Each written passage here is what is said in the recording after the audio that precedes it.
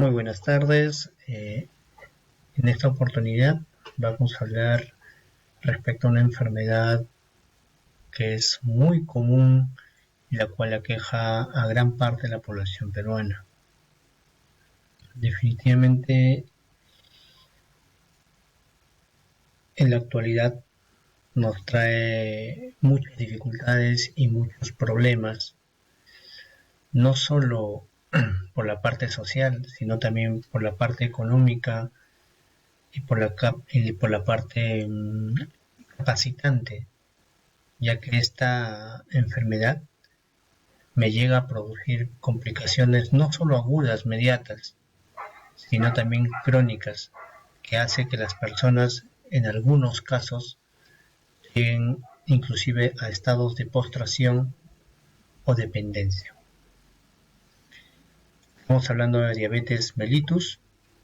Mi nombre es Isaac Enrique Salinas Mamani, soy médico residente de la especialidad de medicina intensiva de la Universidad Nacional Mayor de San Marcos, en la sede de Hospital Carrión, Callao.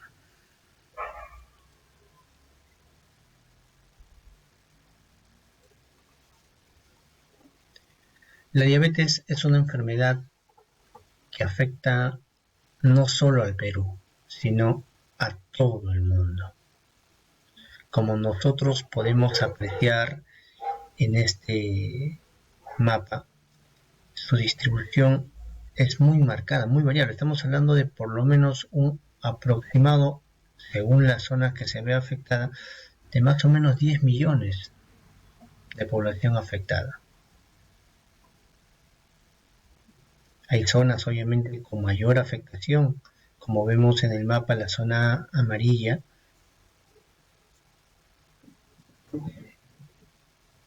en la cual pues esta población, por el mismo estilo de vida que tiene, por los mismos factores de riesgo y por la misma también cantidad de población que maneja, hace pues que su incidencia y su prevalencia sea mucho mayor.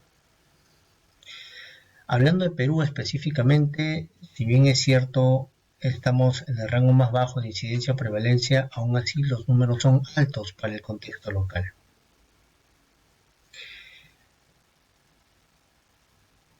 Recordemos que la diabetes más frecuente que se tiene es la tipo 2, que es la del gordito, la del paciente llenito, lo que conocemos, y generalmente oscila en un promedio de edad pues de 40 a 60 años.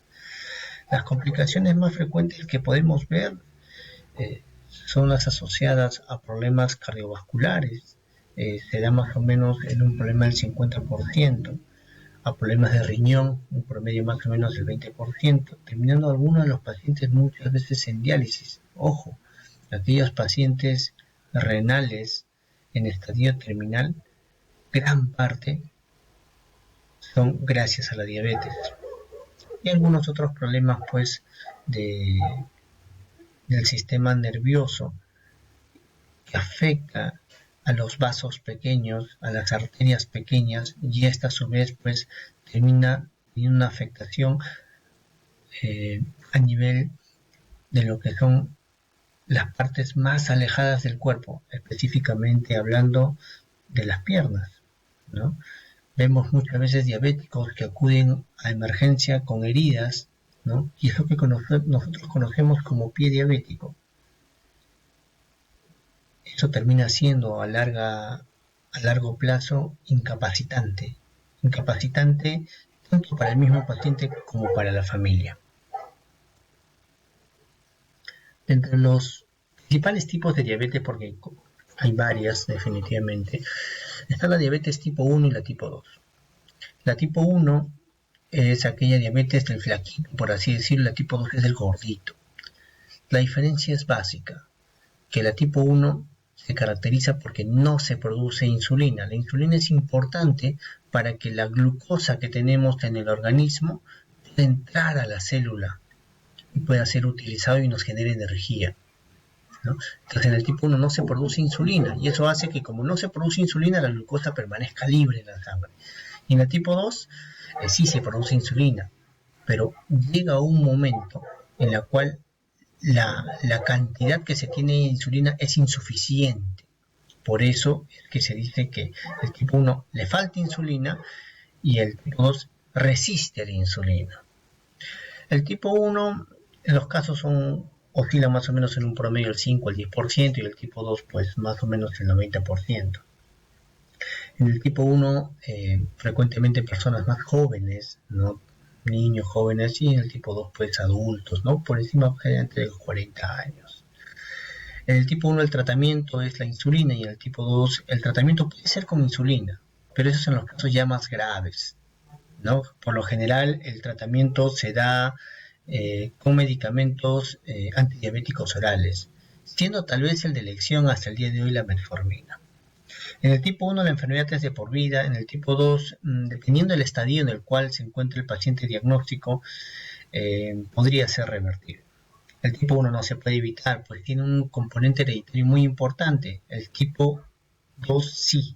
El tipo 2 se puede evitar acorde a nuestro estilo de vida y a los factores de riesgo que tenemos. ¿Cuáles son los signos y síntomas de la diabetes mellitus? La necesidad frecuente de orinar, aquel paciente que quiere orinar a cada rato, aquel paciente que tiene heridas en el cuerpo y que de repente no sanan, que toma mucha agua, tiene sed excesiva, que no ve bien, que de un momento a otro de repente el paciente está viendo bien y le empieza a bajar la visión, ve que hay adormecimiento en las manos, en los pies, baja de peso. Entonces nosotros tenemos que parar la oreja y pensar que posiblemente estemos frente a una persona que tenga diabetes mellitus. Entonces es importante considerar lo que acabo de mencionar para tener muy en cuenta que el diagnóstico temprano y oportuno puede hacer que el pronóstico del paciente sea el mejor. ¿Cómo yo hago el diagnóstico de diabetes mellitus?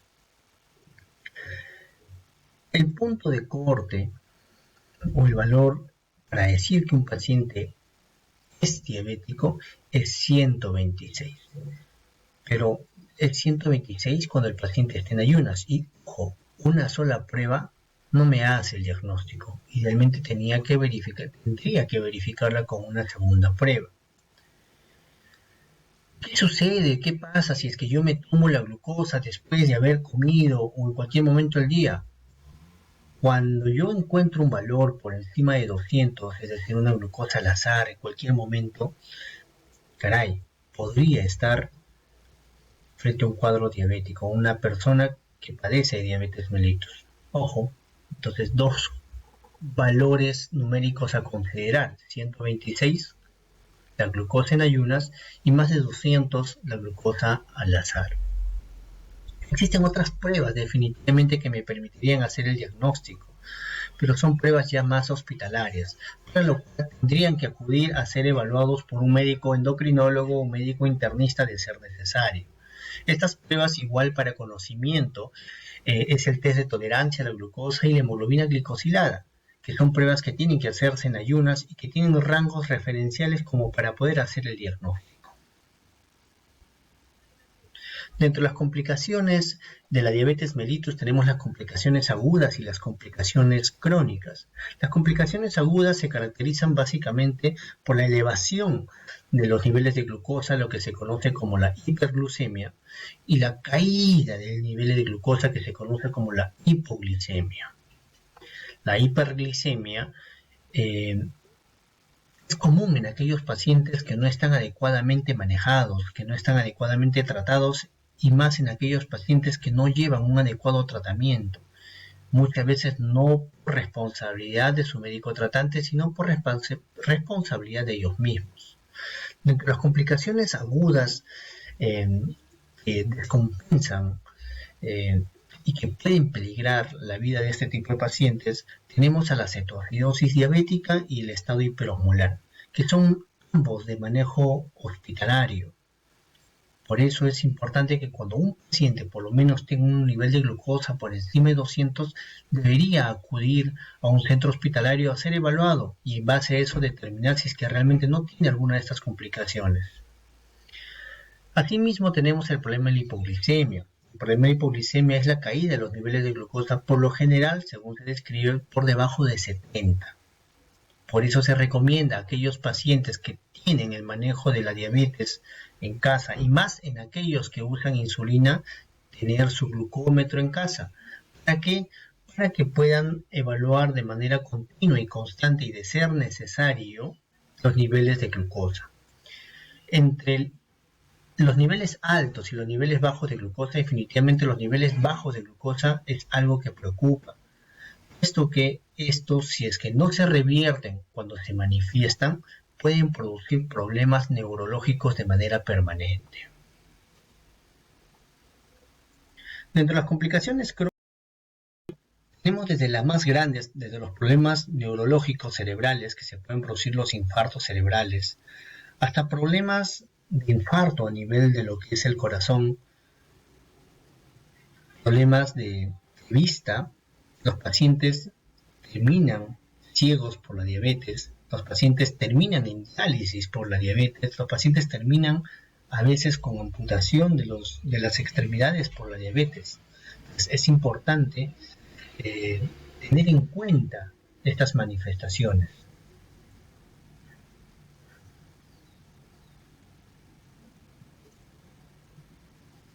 El mejor manejo para la diabetes tipo 2 es la prevención y el diagnóstico temprano.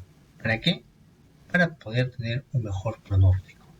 No solo es la medicación, sino también el estilo de vida que vaya a tener el paciente diabético, desde la dieta, el ejercicio y obviamente la consejería que es necesario para afrontar esta enfermedad. El tratamiento, como ya había hecho referencia, es en base a la insulina, en el caso de la diabetes tipo 1 y tipo 2 cuando los estadios son mucho más avanzados. La insulina es una hormona que se encarga, que es secretada por el páncreas. Cuando este se ve afectado por esta enfermedad, obviamente llega a ser deficiente o resistente, por así decirlo, para lo cual traduce en esta enfermedad. Muchas gracias.